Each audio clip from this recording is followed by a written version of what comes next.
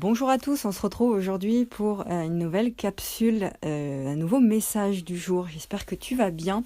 La dernière fois, le dernier message, on avait parlé d'authenticité et de vulnérabilité. J'avais dit qu'être authentique, c'est se donner de l'amour à soi, c'est être soi. Et à partir du moment où on se donne de l'amour à soi, eh bien, on est plus à même d'en recevoir de l'extérieur parce qu'on reçoit uniquement ce qu'on possède déjà en soi.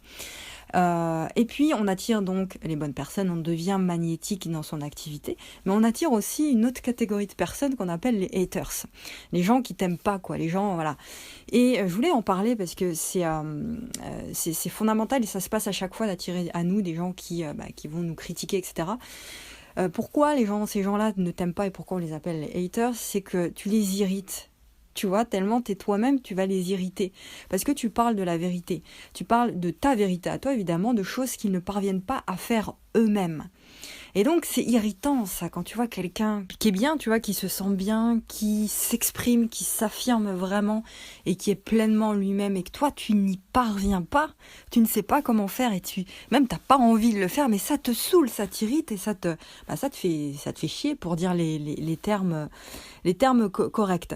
Donc, du coup, tu leur montres ce qu'ils ne sont pas.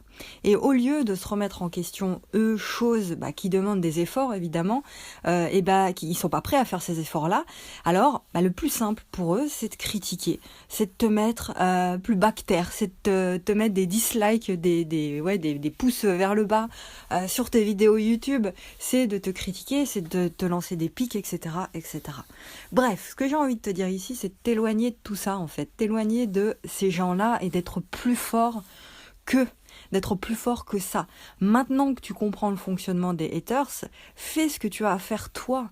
Sers ceux qui sont prêts à être avec toi, qui sont prêts à t'écouter et qui résonnent avec toi. Et à partir de là, tout ira bien.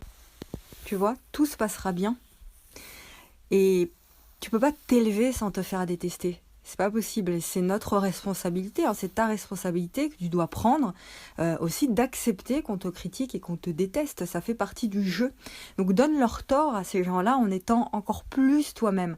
Fais-les encore plus chier s'il le faut, mais au moins toi, tu grandis et il arrivera un moment où ils pourront plus rien dire et ils se retrouveront un petit peu ridicules, tout nus comme ça devant leur miroir. Et sois juste toi dans ta vérité crue. C'est ça que te demandera de faire 2021 et toutes les années qui arrivent, c'est d'être toi dans ta vérité profonde. Et là, tu t'honores et tu te respectes. C'est ça le plus important. Le plus important, c'est pas de plaire aux gens. Il faut vraiment arrêter de faire ça, en fait. Il y a trop de gens, puis je le faisais tellement, il y a trop de gens encore que je vois, et ils en ont même pas conscience de ça. C'est qu'ils font les choses pour plaire aux autres.